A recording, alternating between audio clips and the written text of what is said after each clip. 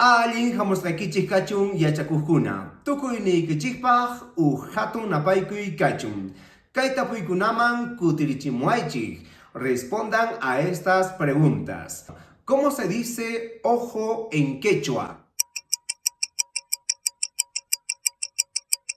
Se dice ñawi. ¿Cómo se dice cama en quechua?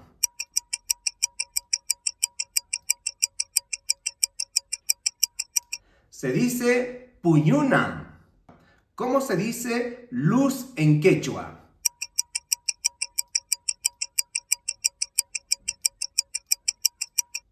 Se dice ancha.